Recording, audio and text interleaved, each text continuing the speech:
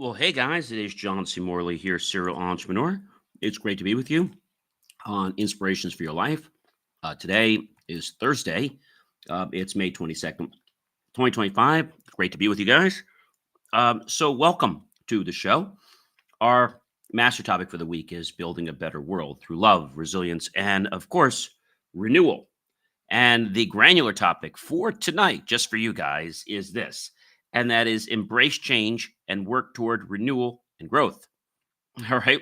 And incidentally, it's series 4, show 21, episode number 6. That means tomorrow is going to wrap up the week. So, welcome everyone. Mm, If you guys haven't had a chance to check out believemeachieve.com, what are you waiting for? Go check that out right after this show. You can get a lot of my long form content, my short form content. And by the way, I'm happy to announce we just started posting daily, beside all our other social media. We now post to Pinterest. So you can catch our videos there as well. Do want to thank you for being here with me. And also, if you're hungry or thirsty or just want something from the kitchen, feel free to go get that, whether it's healthy, whether it's not. And come on back to the show so we can kick this off. All right, everyone. So I am your host. I'm John C. Morley, serial entrepreneur. It's always a privilege, pleasure, and honor to be with you guys every time that you guys watch me here on Inspirations for Your Life or any of my other shows. In this empowering episode, I'm going to explore how embracing change is not about losing control, but about finding new rhythm in the flow of life. Change is constant, yet so many of us try to avoid it or fight against it. But what if we could shift our mindset?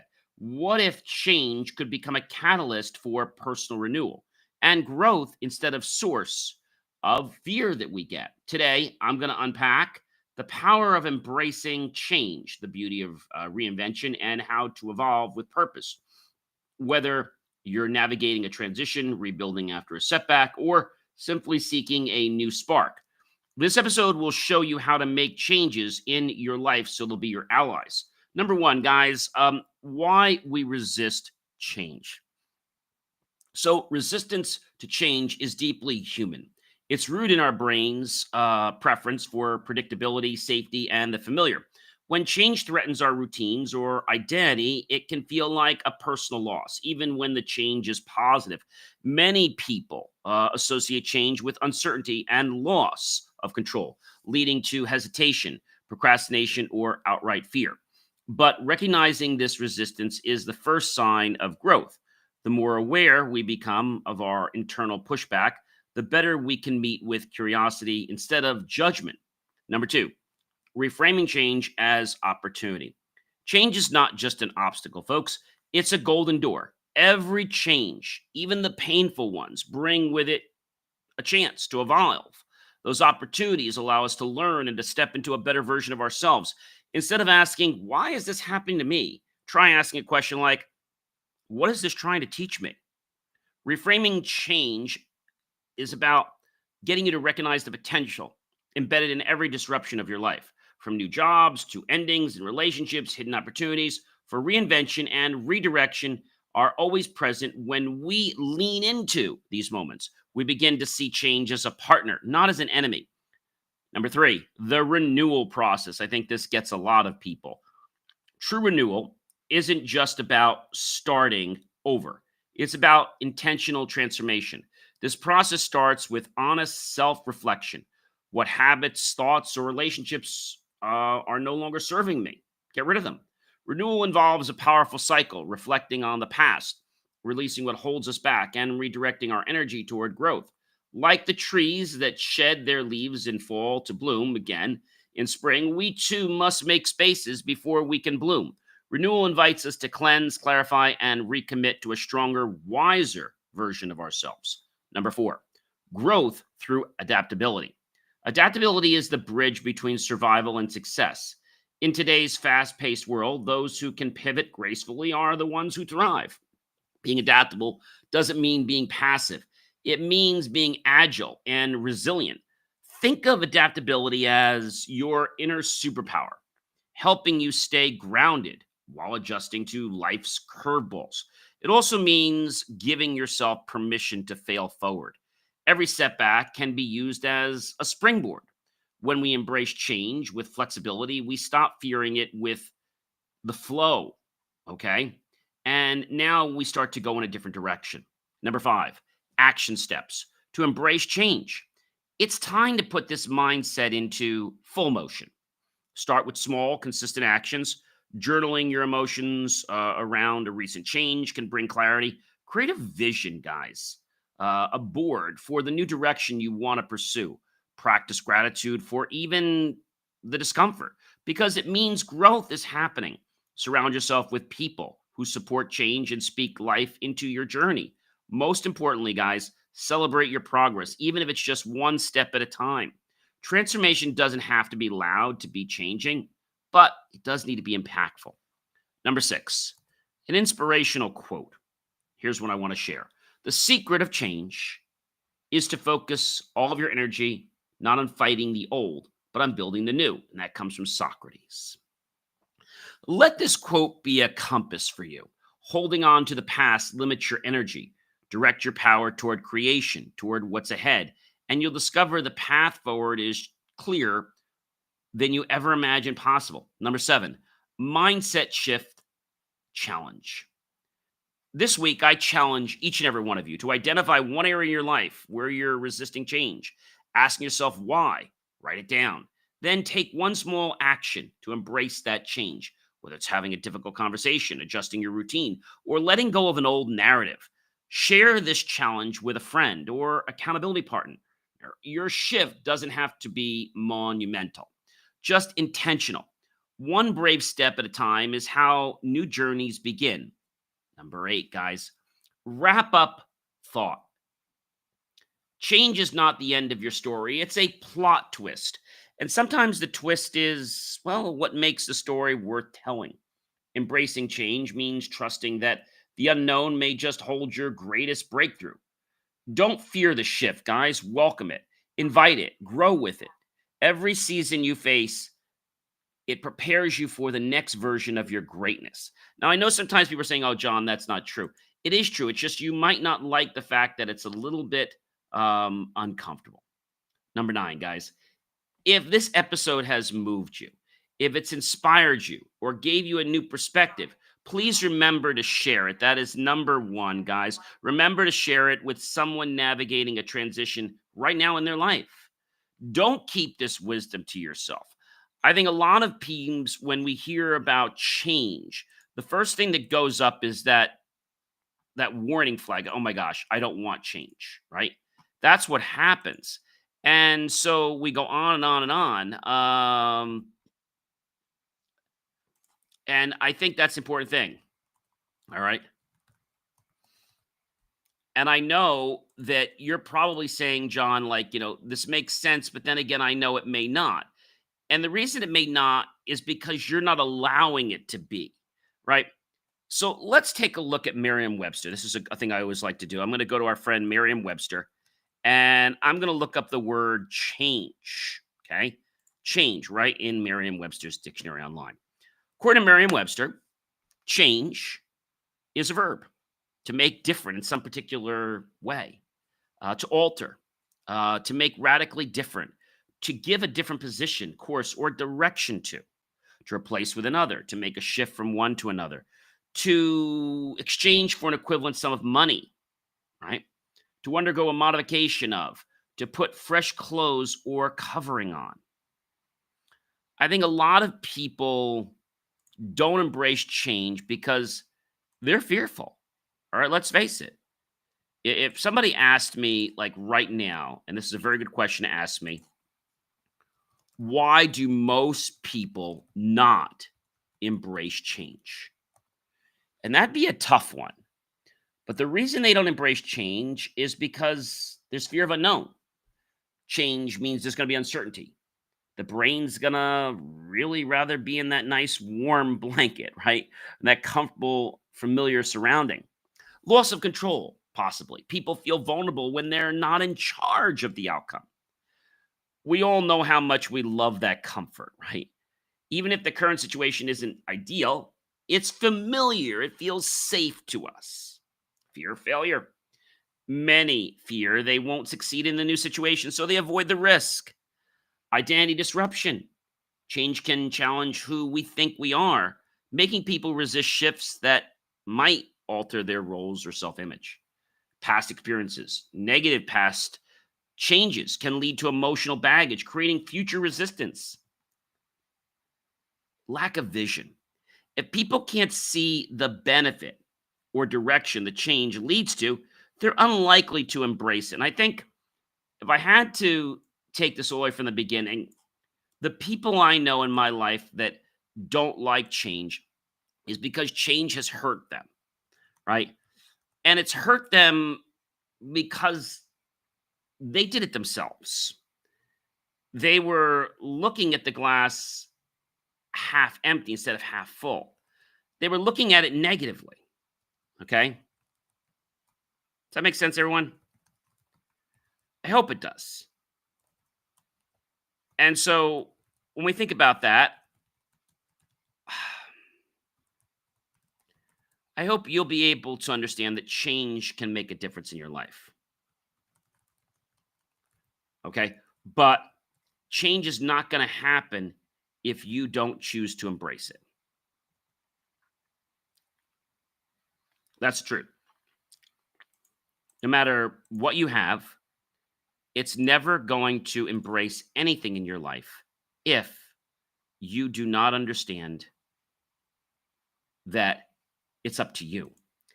And I'm not going to tell you that it's going to be comfortable, warm, and fuzzy because it probably is not, right? And that also doesn't mean that's not why you, that's not a reason why you shouldn't do it, guys. Okay. Um, Things in life sometimes are hard, but then that means they teach us. Okay. And now I want to share some personal lessons that I have. Number one is fear of the unknown. My story is the cross country leap. A few years ago, I was offered a opportunity, and this opportunity required a leap across, let's say, the continent. On paper, it seemed like everything was great, but unfortunately, I said to myself, "How am I going to do this? How am I going to take care of this one client that's halfway across the world?" And it wasn't remote stuff; I had to be on site. I stayed stuck and paralyzed with this for a week. And then plus I'm going back to school. How would I do all that? All these what ifs. The lesson is the fear of the unknown is often just fear of discomfort. Things make sense, you can forward. But in this condition, it didn't. I had another opportunity that was just something that was uncomfortable. And that I decided to leap into full force. Number two, loss of control, everyone. The story is the unplanned setback when a major client unexpectedly ended our contract. Oh, this was probably about 15 years ago. I spiraled downward. I had built my schedule, my income, my identity, and all around this one client. Can't do that, folks. I felt like the rug had just been yanked out of me, or, the tablecloth was just yanked off it while I was eating a great Italian meal. And I unfortunately had no say in it. The lesson, folks, here is true control doesn't come from clinging to what is at the moment. It comes from learning how to respond when things shift. Once I stopped trying to fix the loss and started creating from where I was at that moment, new clients started arriving who were more aligned with my core values and my purpose. I think sometimes we don't think that the grass can be any better or greener. Now, I'm not talking about the grass is greener on the other side, but I'm just trying to tell you that there are many other opportunities than just the one you think exists. Start looking for more opportunities and you'll see they will. Number three is comfort zone. The event I almost didn't host. I was working on an event for a social network that I was with. And I convinced myself that no one was going to show up or that it wasn't the right time. Staying small felt safer, but something inside me said, John, push through it. So I did. The comfort zone feels like home, but it often cages our potential. That first event turned into a growing, vibrant community, and more people were showing up. People that missed it were kicking themselves.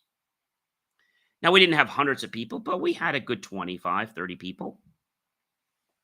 And I think when people see that you've got something or that you're genuine, they want to be part of your story.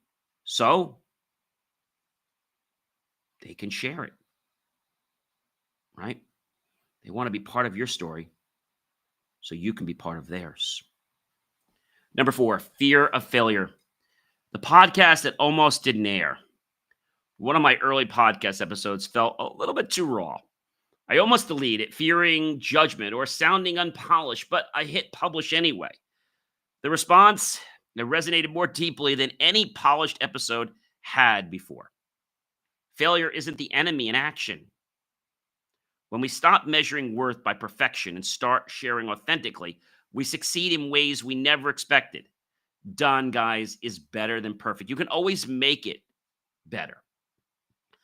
Identity disruption, the true pivot. Transitioning from, let's say, one role of an identity in one of my businesses to another one was emotionally exhausting. A new branding. This happened about, I'd say probably about maybe 5 or 10 years ago. And I just said the brand for this one company, it wasn't my tech company, it was another company. I said it wasn't really thought out well. I just came up with a name and I threw it up. But then I said, I really got to come up with a great name that I'm proud of, that I know can make a difference. And it hit me. For a while, I was kind of limboing between the old company and the new company. And finally, I decided to get rid of the old company because it was done. And everything the new company did, everything the old one did, but it did so much more, and it did it with a lot better pride and a lot better integrity. And you know what happened? I built even better credibility. Identity isn't static, guys. It's an evolving reflection of your continual purpose in life. Growth requires shedding layers. When I embraced my new path fully, the new vision, I found deeper alignment to this new company and its mission and a more genuine connection with others. And I think that's something that a lot of people fear. But it is the truth, guys. I want to tell you how much it is the truth. And if you understand that, you can not only climb mountains, you can surpass any obstacle. Number 6, negative past experiences. The partnership that had gone wrong. After a collaboration ended poorly, I was weary of trusting anyone again. I said no to several great opportunities out of fear of repeating the same disappointment. Past pain can become our prison or our teacher. I eventually learned to assess new situations with fresh eyes instead of through old wounds. Trust rebuilt slowly, but it rebuilt even stronger. So now, whatever I would do in a partnership, I wouldn't rush into it quickly, but I would make sure that I had everything I needed before I did everything. I think that's an important thing. And that might be something that maybe you just don't get. Okay. But I think it's something that you can become better at every single day. And if you're saying to me, John, I can't be better at it, well, that's just your negative self talk getting in the way, confusing you that you can't do something when you really can. We all know what Henry Ford said a long time ago, right? He said, if you believe you can't, you're right. But he said something else. If you believe you can, you're also right. You believe you can't, you're right. And if you believe you can, you're also right. And those are pretty powerful things. So that means, folks, that our belief shapes our reality. Our belief shapes our reality. I think that's something that is so amazing. Okay. It's so amazing because with this, you're able to take it to a completely, I'm going to say, new level. But why is it some people don't? I think it's because they get scared. I think it's because they've seen, what's happened in the world, right? I think those are the reasons why people don't move to where you want to be. I think people sometimes look at something and they say, you know what? This isn't what I want, but they don't even give it a chance. It's kind of like if you started running, right? You quit before you even get to the start line. So I want to ask you a question. Do you give up before you even get out the door? Do you give up before you have a chance for people to see your brilliance? Do you give up before people are paying attention? Do you give up before you've even started to make the cake? Do you give up before you had a chance to live life? Do you give up before you've learned the lesson? Because I've said before, ladies and gentlemen, if you learn the lesson and you keep repeating this over and over and over and over again, guess what happens? You're going to repeat the same lesson because the universe wants you to learn that lesson.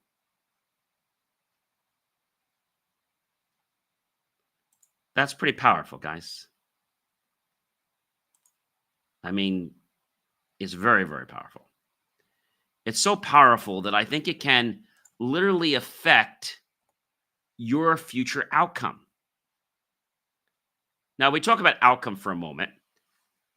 Outcome happens because of a perceptibility, because of a lens that we see. I've talked about the analogy many times about, what color is your car? I don't care what color your car is, or you don't care what color a car mine is, but it proves a point. I drive a white car.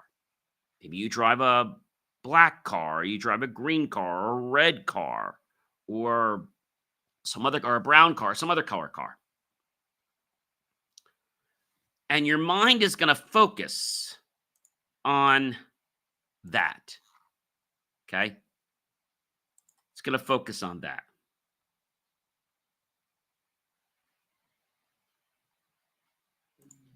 And I think if you understand what it means,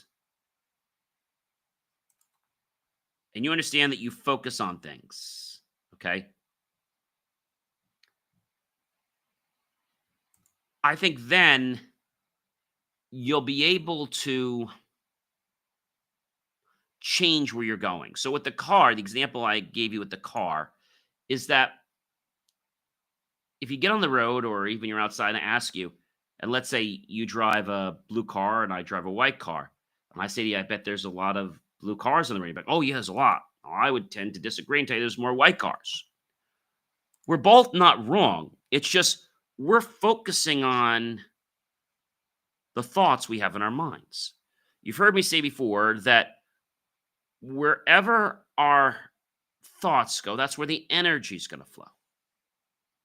And so you're looking for that white car, for that blue car. If you're saying things are going to be negative, guess what happens? You're looking for things to be negative, and then the world's like, okay, universe saying, okay, I'm going to show you something negative. You got it. I'm going to serve it right up for you. I'm going to give you more problems. I'm going to give you more challenge. I'm going to give you more debt. I'm going to give you more issues.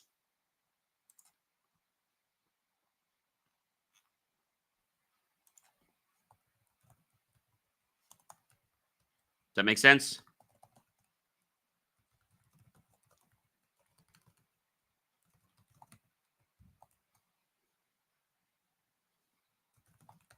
And I think that's something that a lot of people don't realize.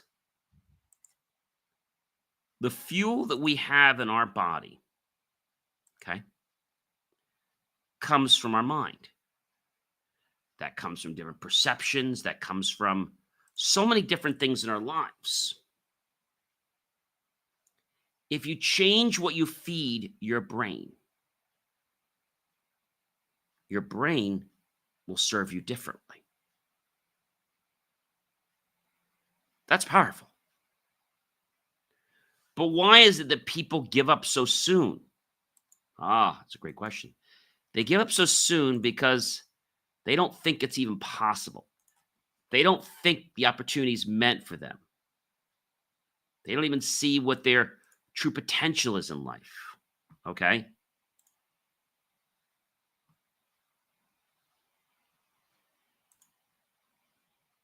Does that make sense? And I'm hoping it does.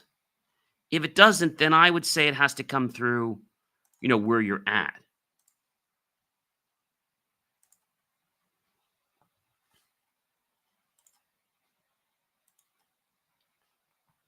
And maybe you're scared because you don't necessarily know what's going to go on. Okay? Maybe you don't understand that. I mean, maybe. But then again, maybe you do. But the whole reason that you go off of the path is because of what you're doing.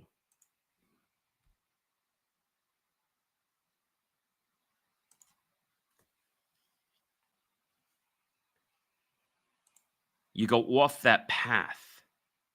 And that path can be a big issue.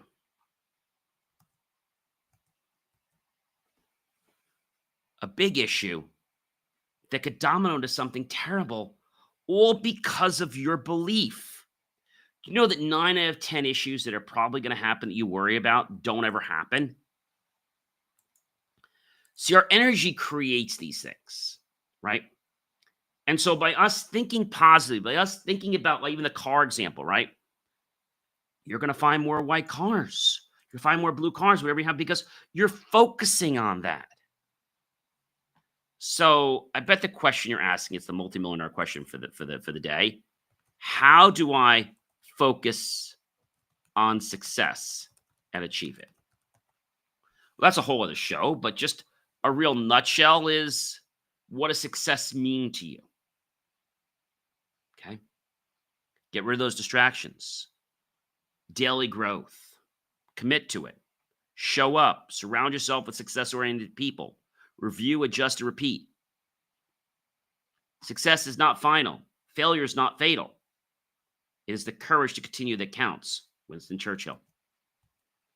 And I think if we can understand these little things, and we can understand how our thoughts play a role that can positively or negatively shape how our lives evolve. I don't know about you, but that's just incredible. So you're telling me, John, if I think positively, more positive to come into my life? Absolutely. Your energy is going to align with it. Everything is going to connect in such a way that you didn't even know was possible. That's powerful, guys.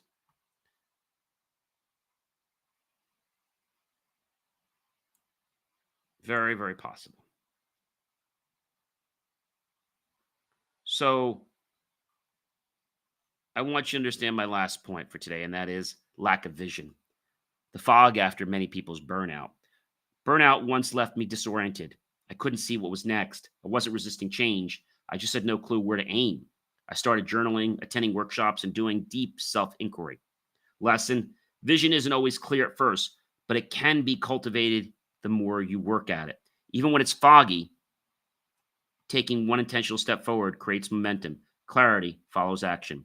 I'm John C. Morley, serial entrepreneur. Do check out believemeachieve.com, and I'll catch you guys real soon, everyone.